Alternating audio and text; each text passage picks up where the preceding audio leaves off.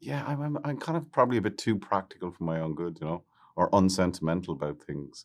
You just do it as best you possibly can, and then you kind of like wipe the hard drive and you move on. You know what I mean?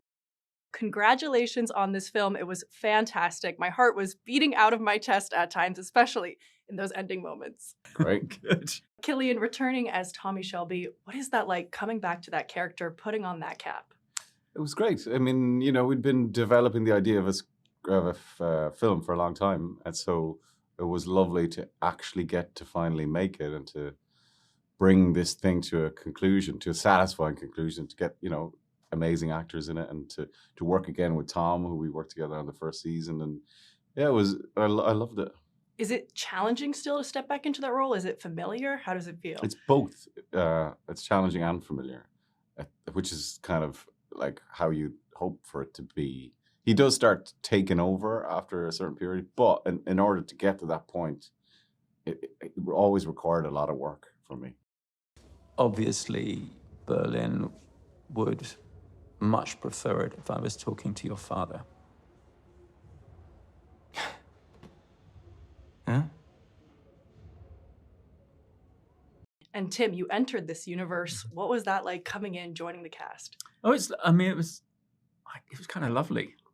I mean, the character is what the character is. No spoilers and all of that. But it's such a good gang, and the laughter started pretty much straight away. And I think that's the history of the show too. Is it was a stopping point for really good actors along the way, and had a really good feel to it. I remember, Benjamin Zephaniah and people like that. It's an extraordinary, very different kind of world. So it was incredibly welcoming, and on top of which they were making, it wasn't shaky camera acting. It was they were making really a proper old movie. They were really honoring the show in a very specific way. And it's wonderful to be a part of that. Is there like a Peaky Blinders initiation when you bring on the new people coming in? No. Oh no. No. Like, all right, we gotta like kind of get you going. No, everyone just comes in. Everyone knows their job. When you get like really great actors, that's not to say we don't have a laugh and a giggle, but you just want the best people to come in who know how to do it, who know how to play these parts, who really know how to not just play them, but just totally elevate them, Definitely. And Tim, you weren't as familiar, correct, with Peaky Blinders before? You didn't watch it as much? No, I hadn't seen the show. So I bumped into him along the way when he's filming it or whenever, and I was up in Liverpool or and so and then we've known each other over the years, but then it was a decision that you got to make: where do I watch it before I come in, like doing your homework in that way, or is the best homework not to watch it and just come in and just find this world and in a way I think it was smart to do that, to come to it fresh, because then in that way, a lot of the kind of performance is done for you, because the sets were so real, so three-dimensional. There was no green screen stuff happening. You got these actors doing it, and you just walk in and you react to that and try and work out how to get through that world as a character. So I think it was the right move. There is obviously a big action scene at the end between you both. What was that like, filming that? That was great. That's where the only interaction between our characters, and Spoiler alert. Yeah. It's not too much of a spoiler, right? Okay.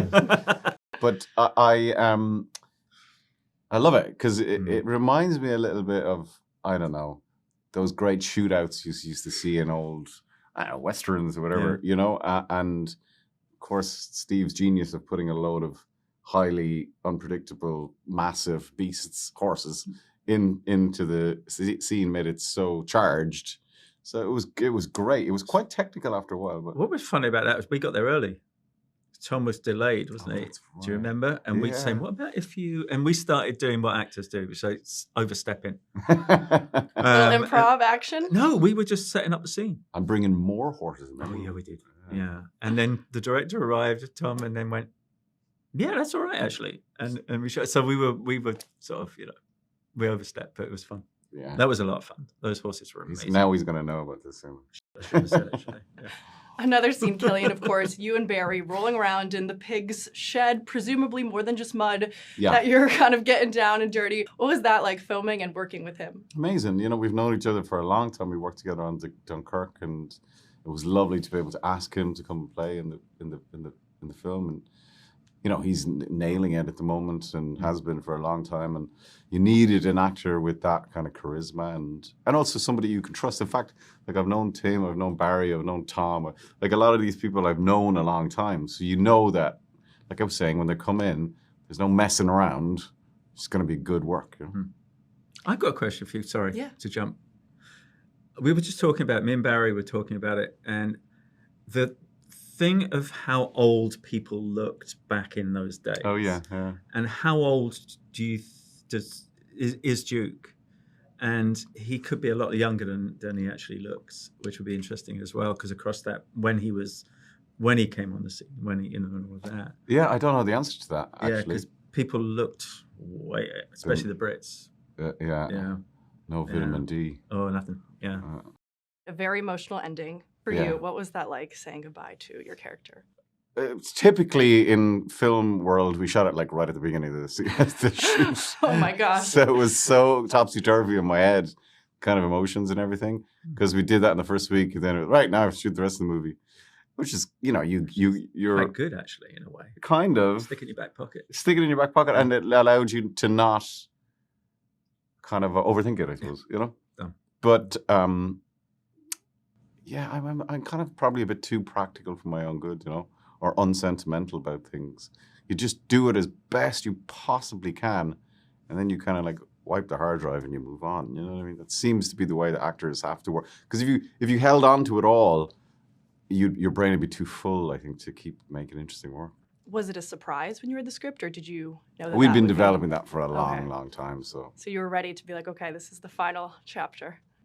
Yeah. I think it definitely, when you're going for that sort of, without sounding pretentious, when you're going for that Shakespearean sort of level of themes, somebody needs to die. And just final question, as a Taylor Swift fan, what was that like being involved with Opalite? That was great. I mean, you know, it's such a sweet, hopeful piece of work, and herself and Donal are just gorgeous together, and I think the world needs stuff like that now. Yeah, it was awesome to incorporate everybody on that show. I know, only she could do that, I think. Thank you so much. Congratulations. Thank you. Take care.